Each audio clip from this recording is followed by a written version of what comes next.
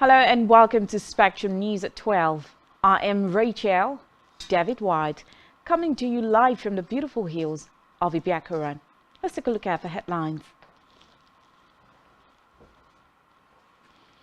NAS to pass new revenue sharing formula and budget on Thursday.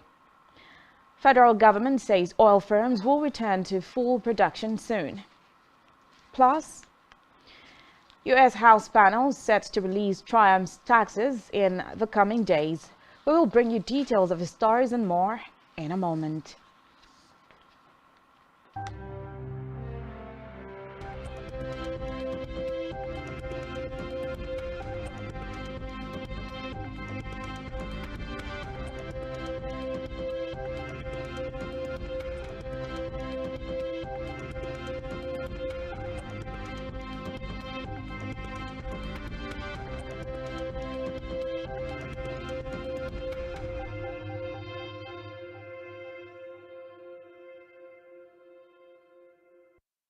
First, in the news, companies returned to full capacity production of crude oil in Nigeria.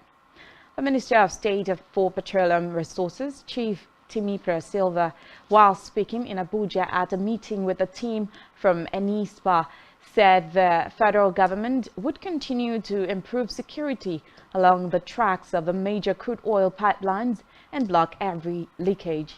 Silva was quoted in a statement issued by his media aide, Harashus Igwa, as saying the desire of the federal government was to see all the oil majors across the country return to their full production capacity to boost revenue for the government and also to help the country meet its Organization of Petroleum Exporting Countries obligation.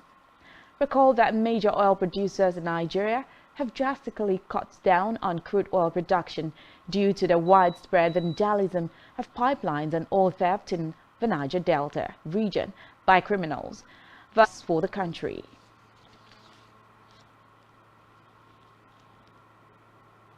In the meantime, the federal government has said it is putting measures in place to stop cash withdrawal from bank accounts belonging to the federal government, state, and local government. The Director General and Chief Executive Officer, Nigerian Financial Intelligence Unit, Mobibo Tokor, said that this at a parley with the Chairman of the Independent National Electoral Commission, Professor Mahmoud Yakubu. According to a statement issued by the Chief Media Analyst, NFIU Amdiko, Tokor further stated that most cash withdrawals from government accounts, including payment for Esther being liable to imprisonment. Moving now to the House of Legislature, the House of Representatives has insisted that the Central Bank of Nigeria must not proceed with its cash withdrawal policy. Although the CBN Governor, Godwin Emefiele, for the second time failed to appear before the House, the lawmakers said their December 8 directive to the Apex Bank to put the policy on hold had not changed. However, the Apex Bank had not circulated any counter-directive to banks and other financial institutions stopping the policy despite the resolution of the lawmakers. In the meantime, President Muhammadu Buhari has transmitted the Finance Bill 2022 to the National Assembly as the Federal Parliament is billed to pass the 2022 Appropriation Bill by tomorrow, Thursday. Speaker of the House of Representatives, Femi Gbajabiamila, at plenary read out the cover letter of the President on the bill, noting that the federal government proposed expanding the tax net and more equitable revenue sharing formula and allocation to state and local government. Meanwhile, the House Committee on Appropriations is expected to have been concluded by Thursday, when the lawmakers would embark on Christmas and New Year break. In another development, the federal government and the 36 state governors have finally agreed to sell 5 power plants under the National Integrated Power Project and use the proceeds to fund the 2023 budget. Parties in the deal reached their agreement last week after over 2 years of dispute and legal tussle as regards to the sale of the NIPP plant being managed by the Niger Delta Power Holding Company, NDPHC, which is a power generation and distribution company that oversees the implementation of the NIPPs. The Director General Bureau of Public Enterprises, Alex Okor, discloses in an interview with selected journalists in Abuja, where he also revealed that efforts were ongoing to get competent investors to repossess the majority shares in the other 4 discos that were recently taken over by the financial institutions, monotechnics, and other allied institutions to stop awarding degrees, as the National Board for Technical Education conveyed the government's decision to heads of the affected institutions in a circular. In a copy of a document signed by the board's Director of Polytechnic Programs Department, Ogo Mbede, which was obtained by Newsman, expressed the Federal Ministry of Education's dismay at the increasing number of tertiary institutions in the country offering programs for which they were not originally designed. He, however, said the government has given the affected institutions 4 years to graduate.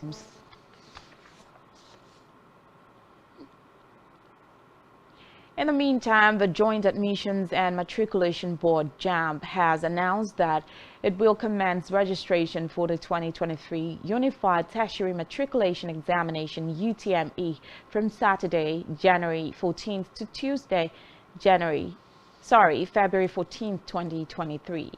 This was disclosed in a statement by Board's Head of Media and Information, Fabian Benjamin, noting that the examination body rolled out some major dates for its activities in 2023 at the end of its management meeting held in Abuja. JAMB spokesman, however, said this does not include registration for direct entry application document, as the direct entry registration would commence from Monday 20th February to Thursday 20th April 2023.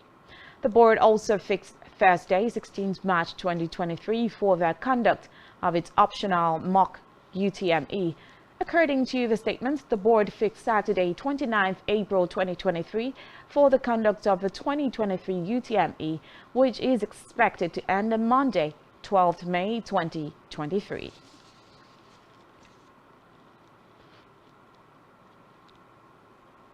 We'll move now to Africa, where a parliamentary committee in the Gambia has recommended prosecution of the Indian manufacturer of cough syrup suspected of causing the deaths of at least 70 children in the country. It said Maiden Pharmaceuticals should be held accountable for exporting what it called contaminated medicines. Recall that the World Health Organization had issued an alert in October advising regulators to stop the sale of the syrups, although Maiden Pharmaceuticals had denied the allegations. Measures including banning all Maiden Pharmaceuticals products in the country and taking legal action against the firm. In its reports, the committee said it is convinced that Maiden Pharmaceuticals is culpable and should be held accountable for exporting the contaminated medicines.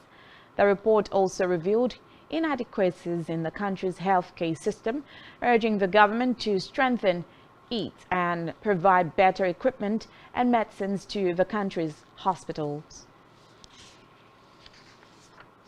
National condemnation and dismay among youth and young people in the country. The Higher Education Minister announced the regression, saying it would take immediate effect. The ban further restricts women's education, although girls have already been excluded from secondary schools since the Taliban returned last year. The United Nations Special Rapporteur to Afghanistan said it was a new law further violation of the right to equal education and deepens the erasure of women from Afghan society, even as the U.S. says such a move would come with consequences for the Taliban. Broken promise from the Taliban. We have seen since their takeover, and also in the past months, just a lessening of the space for women, not only in education, but access to public areas, their non-participation in... A country can thrive when half of its population is arbitrarily held back. Education is an internationally recognized human right, and it is essential to Afghanistan's economic growth. Elsewhere, Ukrainian President Volodymyr Zelensky will reportedly pay a dramatic surprise visit to Washington today. Using his first trip outside his homeland since it was invaded 300 days ago to rally his top international partner behind sustained military and economic assistance. Reports say he will visit the Oval Office in the afternoon for extended talks with U.S. President Joe Biden, who will announce he is sending nearly $2 billion in additional security assistance to Ukraine, including a sophisticated new air defense system. The two will convene a White House news conference before Zelensky addresses members of Congress on Capitol Hill in prime time. The visit by the Ukrainian leader to Washington, expected to last only a matter of hours, nevertheless amounts to a remarkable movement 10 months since Russia's war in Ukraine began. Still on the foreign scene, the Democratic-led House Ways and Means Committee has said it would release former President Donald Trump's tax returns within days and asserted that the IRS failed to properly audit the former president's taxes while he was in office. The committee also released the reports that detailed 6 years' worth of the former president's tax returns, including his claims of massive annual losses that significantly reduced his tax burden.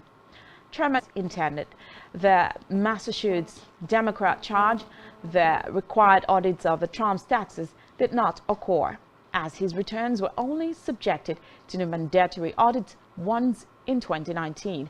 After Democrats inquired, reports say the committee also released the supplemental reports from the Joint Committee on Returns themselves. Still to come in the news, Nigeria qualifies for 2024 Youth Winter Olympics. Stay with us.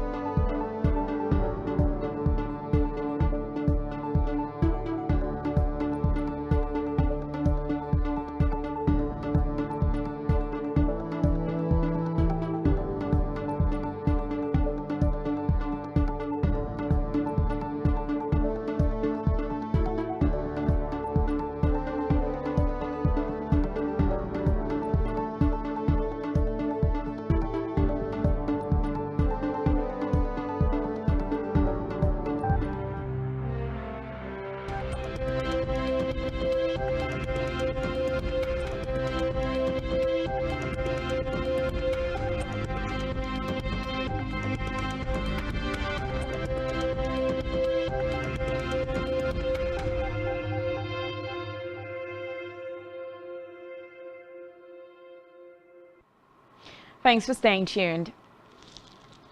On our business news, the Executive Secretary of the National Sugar Development Council, Zach Adedeji, has said the federal government is committed to using the breaking of 300 billion naira Brent sugar plantation and mill in Isayin, Oyo State, Adedeji said that the investment by Brent Sugar was a demonstration by the federal government towards building a productive country.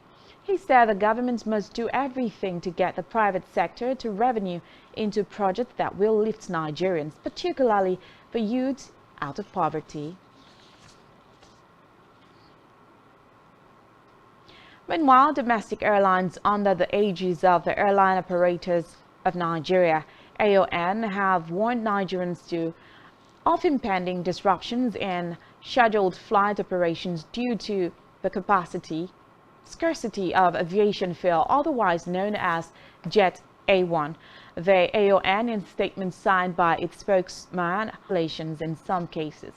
Reports say the unexpected development was a dent in airline operators and the industry, especially at the time of mass movement of people for the Christmas and New Year festivities.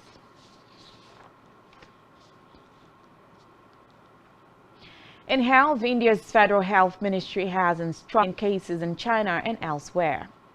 In a letter made available to newsmen, the ministry said it is essential to gear up the whole genome sequencing of positive case samples in order to track any new variants. Cases are soaring across China, with crematoriums and hospitals struggling to cope in the wake of the government's certain decision to lift years of lockdown, quarantines, and mass testings. Reports say genome sequencing can be used to identify and track COVID variants, adding that the United States has warned that the outbreak is now of concern to the rest of the world, given the potential for further virus mutations and the size of China. In sports, thousands of Moroccans thronged the capital to welcome home their national football team, the first Arab or African squad ever to reach the semi-final of a World Cup yesterday. The team and their coach, Walid Regragui, waved from an open-topped bus as they were driven from the airport and around central Rabat, accompanied by dozens of police cars and motorbikes with flashing lights and wailing sirens. Reports say the crowd cheered and some waved flares as fireworks cracked in the sky over the seaside capital to welcome their heroes. The team headed to the wrap of a group including Croatia and Belgium, who came third at the 2018 World Cup, before knocking out Spain and Portugal to reach the last four. Still in sports, Team Nigeria has qualified for the curling event of the 2024 Youth Winter Olympics. This was made known by the president of the Nigeria Curling Federation, Daniel Damola, who confirmed the country's qualification for both the mixed and mixed doubles events. According to Damola, Nigeria's qualification for the Youth Winter Olympics was secured after the country became the sole participating team from Africa at the World Junior B Curling Championship held in Finland. Damola also noted that the recent successes have been from personal sacrifices, since there has been zero sponsorship from government quotas, noting that more can be achieved if the federation gets the needed support. To February 1st.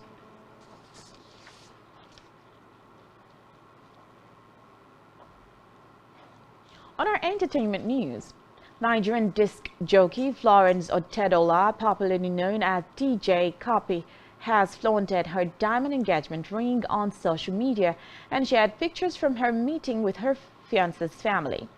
In the photos posted on Instagram, Copy is seen with her husband-to-be, UK boxer Ryan Taylor, his father and mother.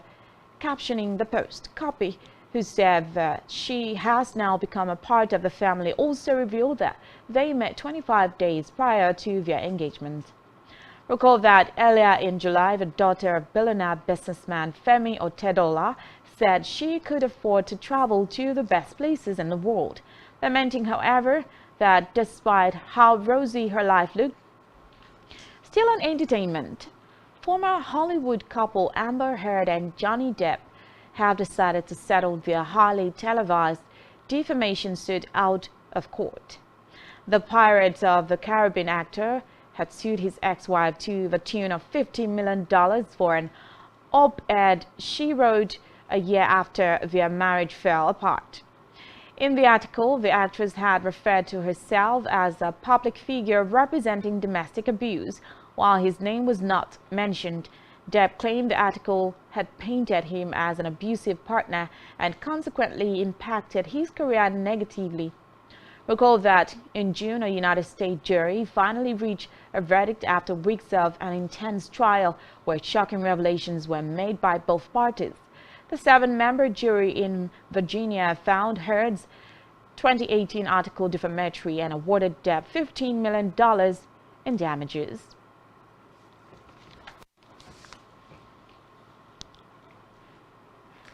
And that's all we have for you at this time. Do ensure to follow us on social media and subscribe to our YouTube channel, all of which you can find on our website spectrumtv.ng. You have been watching Spectrum News at 12. I am